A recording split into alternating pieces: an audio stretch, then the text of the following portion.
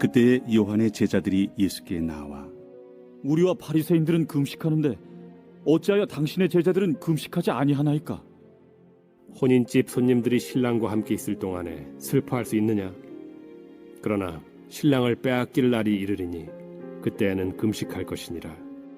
생배 조각을 낡은 옷에 붙이는 자가 없나니 이는 기운 것이 그 옷을 당기어 헤어짐이 더하게 되며 새 포도주를 낡은 가죽 부대에 넣지 아니하나니 그렇게 하면 부대가 터져 포도주도 쏟아지고 부대도 버리게 됨이라.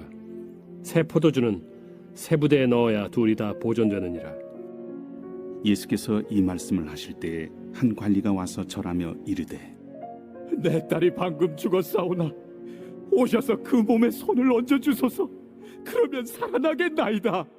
예수께서 일어나 따라가시매 제자들도 가더니 12해 동안이나 혈루증으로 앓는 여자가 예수의 뒤로 와서 그 겉옷가를 만지니 이는 제 마음에 그 겉옷만 만져도 구원을 받겠다. 예수께서 돌이켜 그를 보시며 이르시되 딸아, 안심하라. 내 믿음이 너를 구원하였다. 하시니 여자가 그 즉시 구원을 받으니라. 예수께서 그 관리의 집에 가사 피리 부는 자들과 떠드는 무리를 보시고 물러가라. 이 소녀가 죽은 것이 아니라 잔다. 하시니 그들이 비웃더라. 무리를 내보낸 후에 예수께서 들어가사 소녀의 손을 잡으심에 일어나는지라. 그 소문이 그 온 땅에 퍼지더라.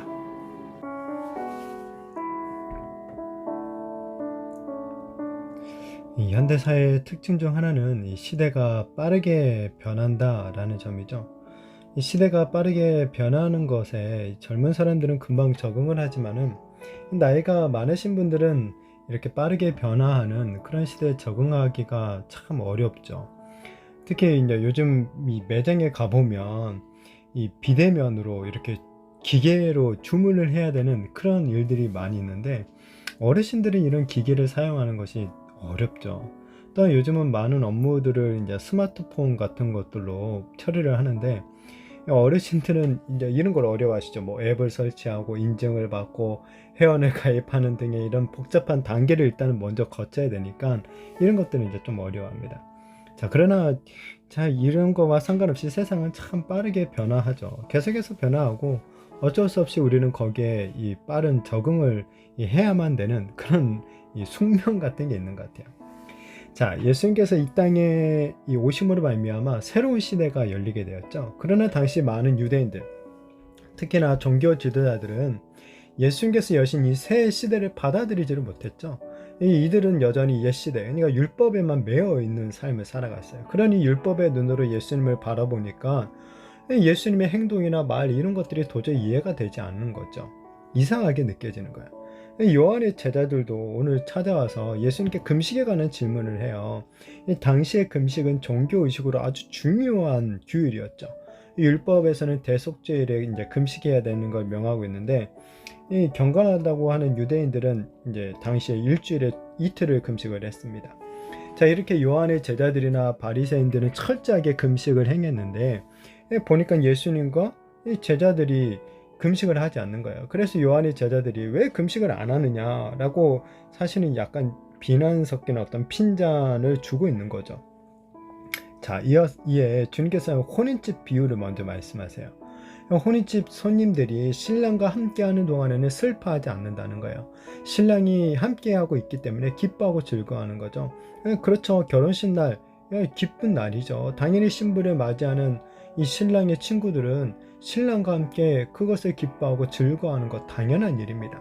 자, 그렇지만은 신랑을 빼앗길 날이 이른다는 거예요. 그러면 그때는 너희들이 말한 것처럼 슬퍼하고 금식해야 된다라고 얘기하시죠.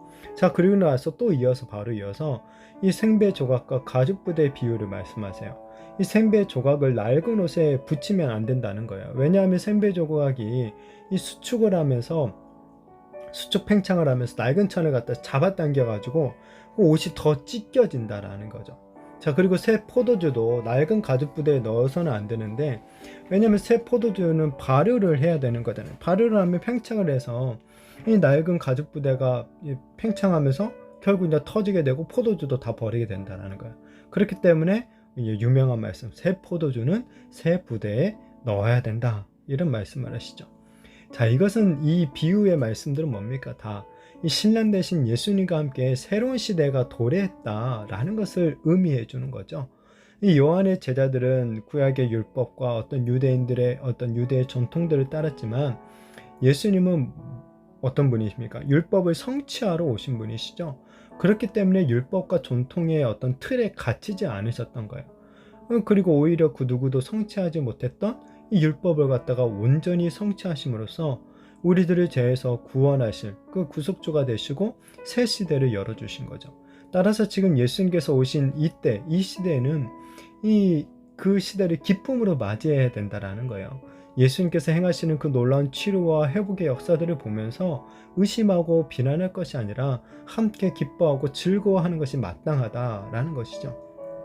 예수님께서 여신 이 하나님 나라의 새 시대, 율법이나 전통으로 담글 수 없는 성령의 시대라는 거죠. 눈에 보이는 어떤 종교적인 정결을 넘어서서 그 율법이 진정으로 추구하고 있는 이 마음의 정결을 갖다가 추구해야 된다는 거죠. 우리 또한 주님께서 여신 이 새 시대를 살아가고 있습니다. 지금은 그렇게 구원받을 때이며 은혜 받을 만한 때라는 거죠. 오직 믿음과 감사함으로 우리 주님께서 베푸시는 이 놀라운 구원의 은혜를 받아들이고 그 은혜 안에서 기뻐하며 살아가야 된다는 거죠. 우리 안에 새 시대의 성령이 부어주시는 그런 참된 기쁨들이 더욱더 넘쳐나게 되어지기를 바랍니다. 그래서 사도 바울이 권면한 것처럼 정말 우리가 항상 기뻐하면서 이 구원의 은혜를 이 충만히 누리게 되었으면 좋겠습니다. 자, 금식에 관한 말씀을 주실 때 한 관리가 찾아오죠. 이제 다른 복음서를 보면 회장당 야이로죠. 그가 이제 자신의 죽은 딸을 살리기 위해 예수님을 찾아왔어요. 주님이 이제 그 집으로 가죠. 그런데 가던 길에 12년이나 혈류증으로 고생했던 한 여인이 예수님의 뒤로 와서 겉옷을 만지고 치료를 받게 됩니다.